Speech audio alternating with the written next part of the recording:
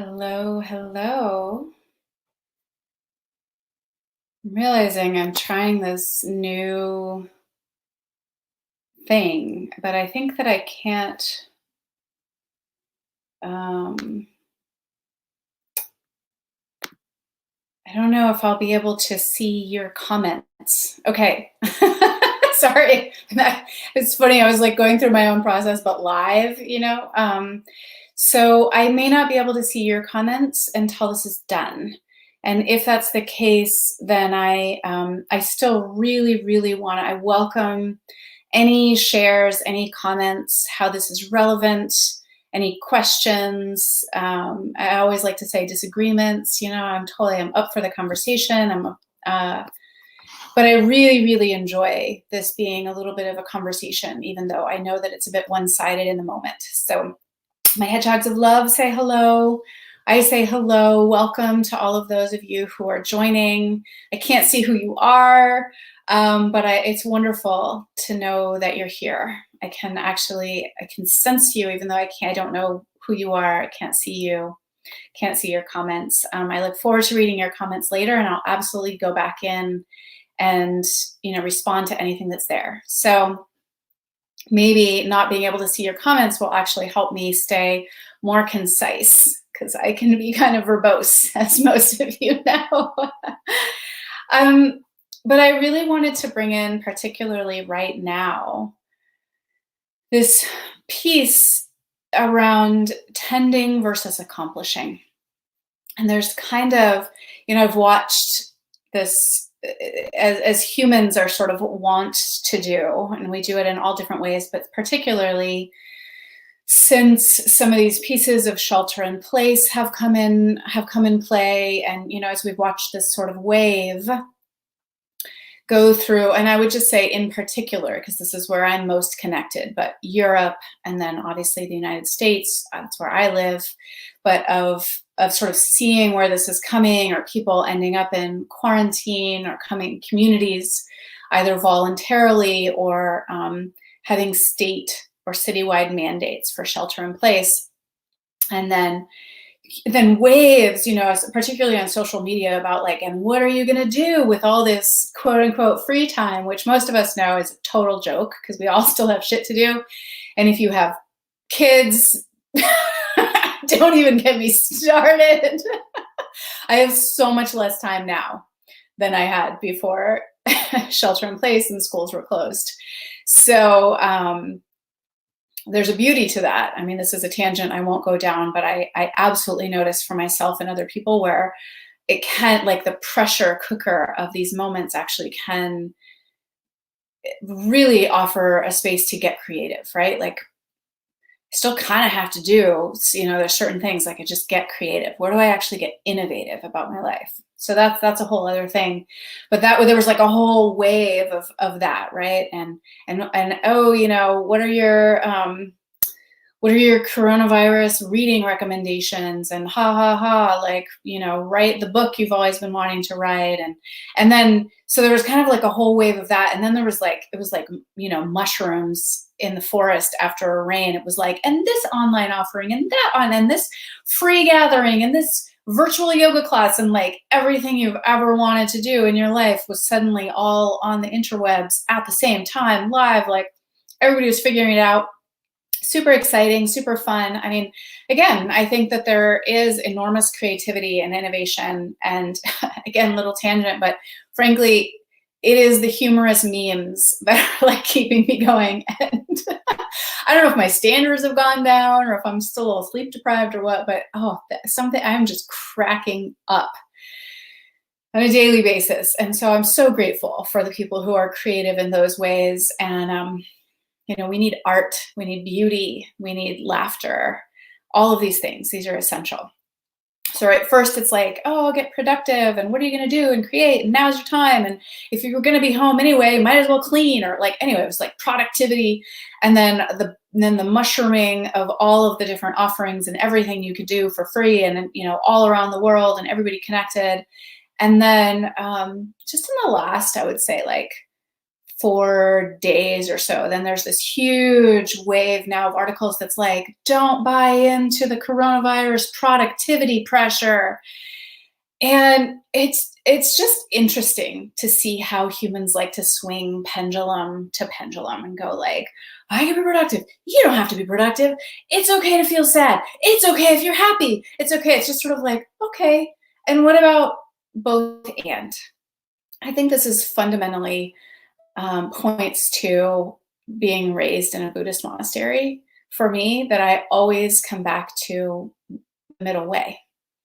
Although I don't necessarily like it doesn't know it's not always right in the middle, and it's absolutely not always a straight line, but this idea of that we can actually hold both, and that neither one is more true than the other, and that it's not an either or.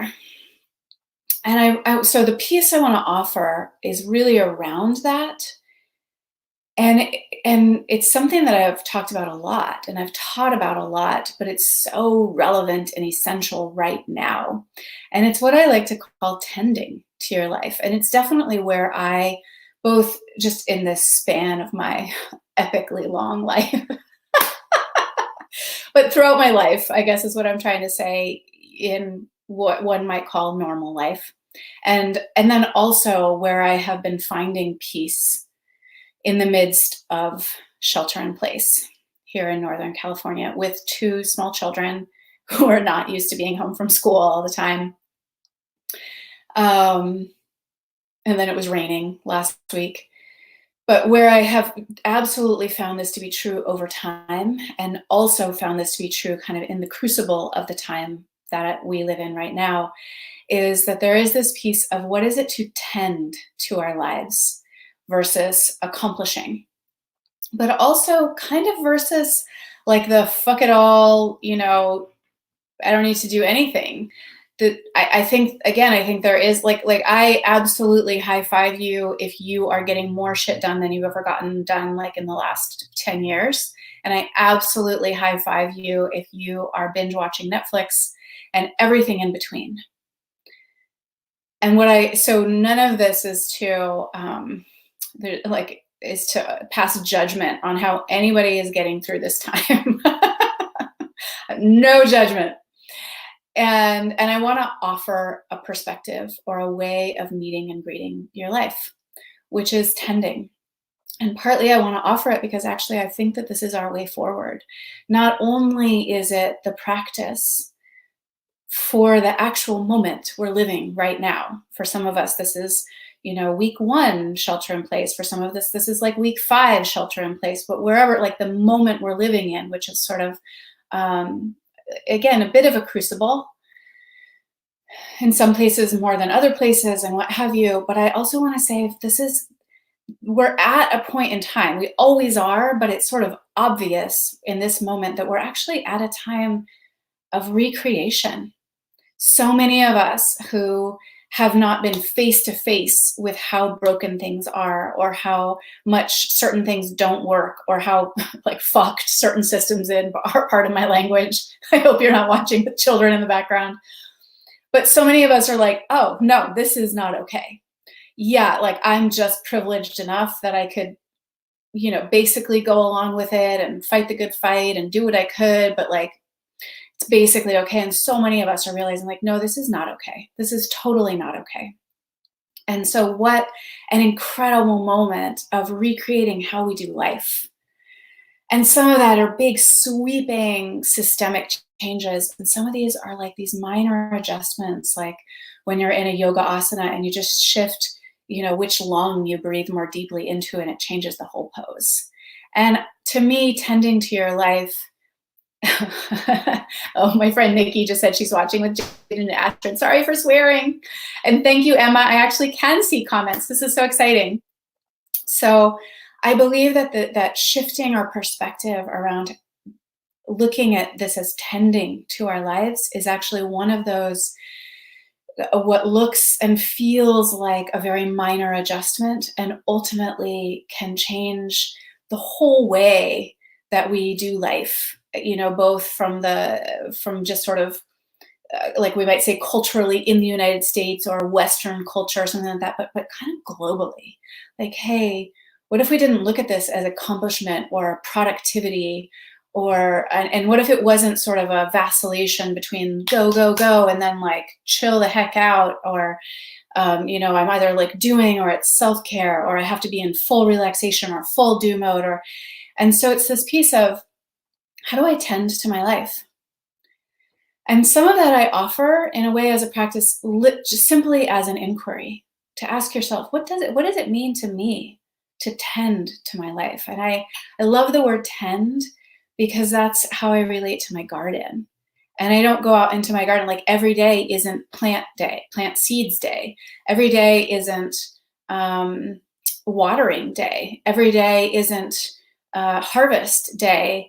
And what it requires to tend to our lives is first to bring that, like just that gesture, the attitude of tending, which is different than I'm gonna get this done, right? Like weeding is never done.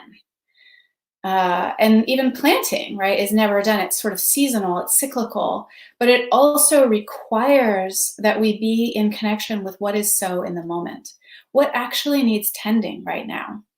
And in some moments, again, like if I just look at my life right now, such as it is, tending to my home space, for instance, yesterday was like, if I'm gonna tend, it's doing the dishes. And 2 days ago, I was like, okay, how would I tend to my home space? And I swept. And this morning, when I looked at my home, what needs tending is I tended to my altar. And that didn't mean taking everything off and recreating and needing to do like a whole altar. It was tending. So a few things just needed to be shifted just so. And a couple, like the candles needed to be replaced. And then a couple things were added. And one thing was, it was just, and then a little new flower from outside. And that was tending. And one of the beautiful things about tending, and partly why it's so important right now, is that it's not all the things. It's not 5 hours on one task. It's not necessarily getting to the end. It's tending. It's just what's a little bit here, what's one step forward. And so for me, one of the lenses I've been looking at this particular time, but again, it's something to take into life as like this rolling piece. And can we really shift? Can we shift this as our lives ongoingly? I think so many of us are seeing like, whoa, the speed of life actually was too much, or assuming that parents are sort of the sole responsibility for their children. This is unworkable. This is too much. But again, even just bringing it down to like this moment, or however long shelter in place will be in your particular community somewhere on the globe, is when I look at tending, then I know I can do what needs to be done today. And I didn't write this down, so I don't know if I'll remember. But again, this is individual for each of you, but to see, what might be like 3 to 5 areas that need tending. So my business needs pretty much daily tending. Sometimes I take like, a full weekend day off. I don't have to tend, but even just a little something. Oh, is there like a little weed to be plucked? Is there just a little note to be dropped? Is this, it's like, okay, how do I tend my business? And sometimes it's a big thing. I make a whole video, or I edit the copy for the registration site for a new program, or have a team call or something like that. And sometimes it's like respond to 3 emails, or drop this one little thing, or respond to some questions in the collective, right? Okay, attended to my business. More might happen, but I know that I did the tending. My house, just a home space, right, is that tending. And it's kind of like, yeah, I mean, there's like a bunch of Legos hanging out in my living room right now, like not going to happen every day, not even necessarily going to be completed ever, maybe. But like I said, like, okay, so what needs tending in order for me to take a deeper breath in my home space today? And every once in a while, it's like, okay, kids, I'm setting a timer for 15 minutes and we're all cleaning as much as we can, go. And sometimes it's like this morning, just letting the kids do whatever the heck they were doing and doing that little bit of tending to the altar. And then I'm like, Whew, tended to the home space. Children. Children need tending every day. And I know that's obvious. And I know we tend to them even if we don't put our attention. But what I've been finding is, in addition to, like, I got to feed them 3 square a day. And, there's sort of the things that are just always going to happen, whether I put attention on it or not, that having my attention on, like, okay, have I tended? And especially right now with schools closed, it's sort of, okay, am I giving them directed attention? It may be what we might consider quote unquote schoolwork, or have we not just at bedtime, but have we all sat together and read something? Or did we go out in the garden together? Did we create something together?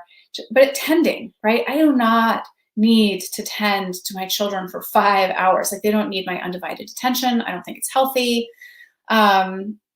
But I do need to tend, right? And just having that mind, or the, no, I don't want to say mindset, but putting my attention there, like, okay, so today, how can I tend to my children in a way that will serve all of us?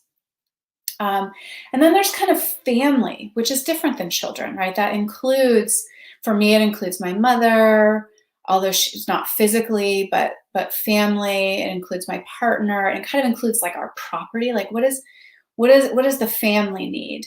So today, one of the things that I need to do to tend to that is actually start to put together a little bit of a schedule where we're swapping the kids back and forth. Like, I work in the afternoons and my partner works in the mornings, and then, just these different pieces, so that we have like a little bit of a rhythm that we can count on. And I know that that will tend to my family to just have something that in the morning we're not going like, okay, so you've got them at this time, right? And that will let us all just ease. Like, that's tending. But I don't need to figure everything. It's just like, okay, for this week, what's the schedule? If you have a garden, I mean, for me, that's true, but there is like a tending to the garden, but it's more like tending to my connection with the earth, actually, is how it lives for me. My garden's part of that. But also, I go outside every night, whether I can see the stars or not. Like, it's been really cloudy, but I just go out and I look at the sky and I be with whatever I can see. So sometimes it's very overcast and cloudy. Sometimes, like, the stars are just extraordinary. And it's like being in relationship with that part of being on earth. Every morning I go out and I just check if any of the seeds that we planted have sprouted. They haven't. I'm like, where are you? Little baby carrots, where are you? Little baby cucumbers. I want to see those teeny little sprouts. And yes, it's exciting because I have a garden and things like that, but it's actually me tending to my relationship with the earth. And that can happen by connecting to a tree or the sky or a little animal. One of the women on my team has these squirrels that come to her backyard, and she has this whole relationship with the squirrels. Or we have 2 bird feeders outside our windows. Like, I tend to my relationship with the earth by staying in contact with, are the bird feeders empty? Do they need filling? Are there any birds there? And actually pausing and being with the more than human life that comes because of these bird feeders. You might tend to your romantic or intimate relationship. And that's different than tending to the family, right? Tending to the family is one thing, tending to the actual intimacy. And again, sometimes that can be like a big thing, like, oh, let's have sex, or let's make sure that we blah, blah, blah. And sometimes it's just, making sure that I thank him for this, or that I that I bring this food to him while he's working, or that I'm just, like a little, like, okay, tended. And it's not necessarily like a checkbox, like checked it off the list, but it's tending, right? What actually needs to be tended in that space? And how can I do that today? Some small way, some big way. There was another, my body. That was the other one. Some of you, I would love to hear, like, if other ones are popping up for any of you where, these are the areas that you would choose. I need to tend to this or tend to this. And what the content of how you tend, that can change day to day. That's incredibly personal and unique. But tending to my body has started to be that thing too. And so sometimes that's lying down and using like a foam roller or like a softball to just like roll out my neck. And sometimes 5 minutes of that is all I do. And then yesterday, the woman that I used to go, or used to, it sounds like it was ages ago, but that I would go to the gym and take her workout classes. Now we're not going to the gym and doing workout classes, but she started to offer them virtually on Facebook Live. And yesterday I got to take a whole class, and it was like, oh, yes, I need to tend to my body every day. So looking at these areas and not making it rigid, it's not like, okay, should I get to every single area today? And then like, did I do enough? And because again, that's the swing to like the productivity or the accomplishment, things being done, rather than, okay, what needs to be tended to here? But it's helping me to look through this lens, less about like my to-do list or what are all the things I need to do, or, oh my God, I haven't done enough, or am I doing enough homeschooling, or did that thing, it's just like in these areas of my life that I care about, that matter, that are what make my life flow. How would I tend to this area today? And it's really creating a lot more ease inside my own system, inside my own life. And really always has, but especially in this kind of pressured time right now. I want to check and see. First of all, I saw, Emma, that you moved your bed and your whole bedroom around. And yes. So there is this, this is partly the tending to the home space that often actually is one of the things that gets forgotten a lot. And before shelter in place, it's one of the things that was outsourced, right? Like, well, somebody else should tend to my home. Like if I'm successful, or success means I can hire somebody to tend to my home. And I actually believe that tending to our home space, it doesn't mean don't hire a cleaner or whoever you need to support you in that. But I actually believe that it's like deeply nourishing to our souls to tend to our own home space in some way. And sometimes it's like shifting things around, or sweeping or cleaning something. Like for me, I'm just like, okay, if I clean one thing a day, that feels so good, because we're all in the house all the time now. So it's the thing.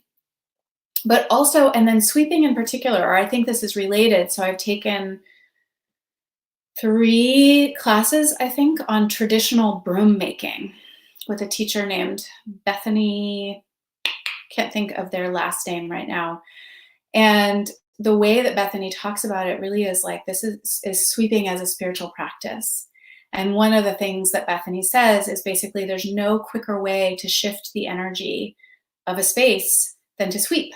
But I also think just what you're talking about, Emma, to like move things, like no quicker way to have the biggest impact like on the space and just shift the energy. If anything's stuck, if you want something different, if you're like feeling a certain way, if you're, there's all like our meditative, internal, expressive, relational practices, all good things, therapeutic practice, all these things, like really good. Seriously, go wash your dishes, go move some furniture, sweep, vacuum, and then check in with how you feel. Because I 99% of the time, like something will have shifted, something will have become more clear. And then by all means, like all the other practices, absolutely. And then Emma also said, tend to what you love, or maybe that's what we should tend to, what we care for or regard. And maybe tend to those things we want to tend more. So I'm not totally sure I understand the share, because to me, like these areas point to what I love. My kids, my home, my family, my business, my body. Again, it could be like spiritual practice, my connection with the earth. And spiritual practice is there for me too. And it sometimes it comes into these other practices, but I also very specifically have been putting myself into the space of my Kundalini yoga teacher is offering virtual classes on Saturday mornings. And I do it, yes, for the actual practice. Yes, for that as a physical practice, a breath practice, like a nervous system practice. But part of it is that I'm putting myself into her container. And it's the same. Another mentor of mine, I joined on Zoom the other day, Teo. And it was actually because I want to put myself in his kind of heart field, his being field. The same with my teacher, Tim, up at Shasta. He's making live videos on the land or drumming and praying on the land. And then I sit and I watch, sometimes with my kids, but rather than doing that while I do other things or being distracted, like actually letting myself be in their being field, their heart field, their spirit field, is part of tending to my spiritual practice or my connection with God, source. But the thing I do want to point to that came up when I read Emma's shares or questions was about tending to our heart. And sometimes we don't always know. But I think even having the intention of what would it mean to tend to my heart today? Asking our hearts, like, oh heart, what would have you feel so loved and cared for and tended to today? And then just trust the response. Like, kind of can't get it wrong when we're talking about tending. Sometimes we don't do the perfect thing. Sometimes more is needed. Sometimes we make a mistake. But if our attention is on tending to, for the blooming, for the beauty of a thing, and just ongoing tending to it, that in of itself, I believe, is an act of devotion. Because most things, and of course, like certain tasks they do get done. You know, you can actually write a blog and it can be done.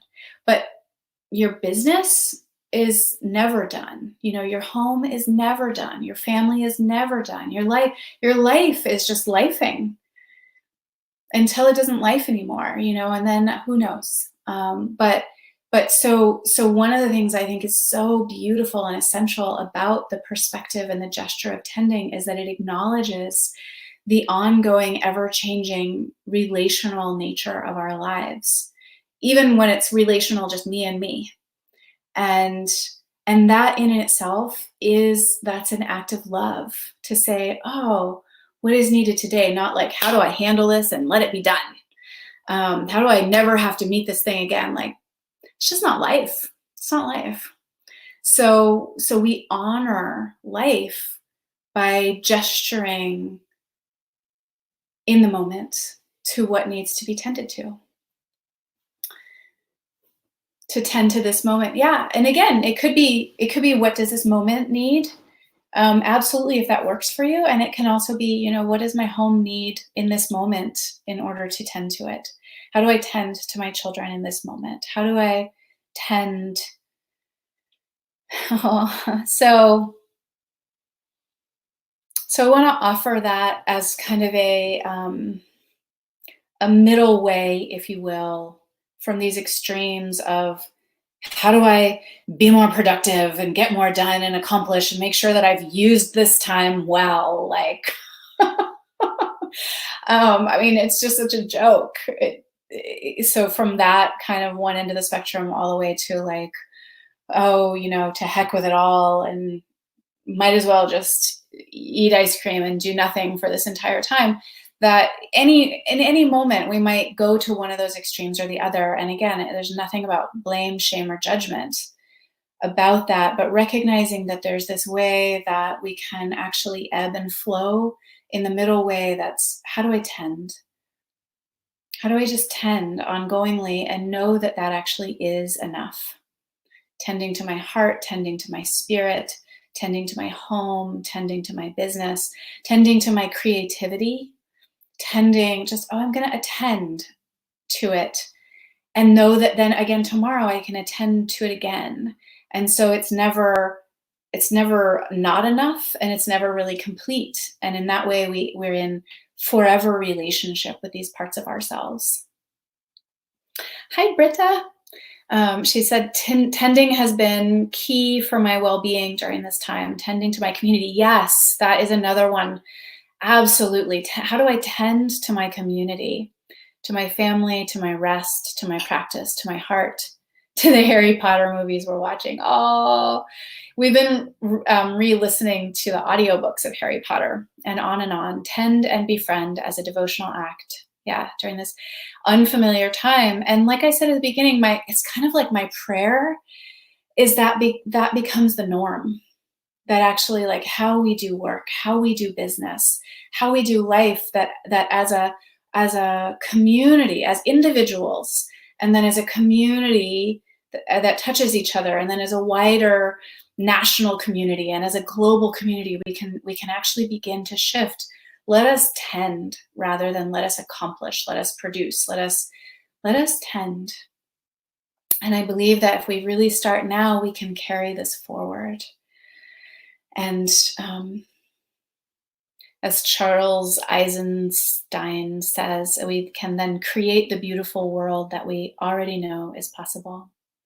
So I do want to come back to that piece that Britta pointed to, which is tend to my community, my friendships, my women friends, my community. Again, some of it is it might be like a certain community of practice or these things, but that's another place I've had my attention. How do I tend to my community? And again, sometimes it's one text, sometimes it's a group email, sometimes it's setting up a Zoom, right? It's these things but even just one small thing. I was in a kind of a long back and forth text with a woman who's our babysitter at other times, but also has 2 kids, and I just love her, and she loves my kids, and I love her kids, and when Abby Wambach, I think it's Wambach, when she wrote that book Wolf Pack, I bought a copy for this woman and I was like, thank you for being part of my pack. And so yes, she's our babysitter, but actually she's just part of our wolf pack. And we texted for like 30 minutes or something, it was like tending to community. And then sometimes it's just one little thing, and sometimes it's the larger community, sometimes it's just one relationship, but that's another important area of tending.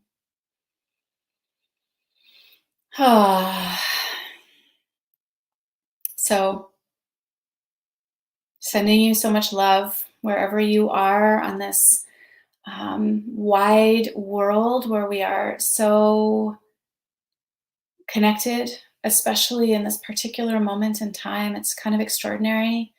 And it's a really like a blessing and an honor to get to be in live time with you, even if I can't see you. And until next time, ciao.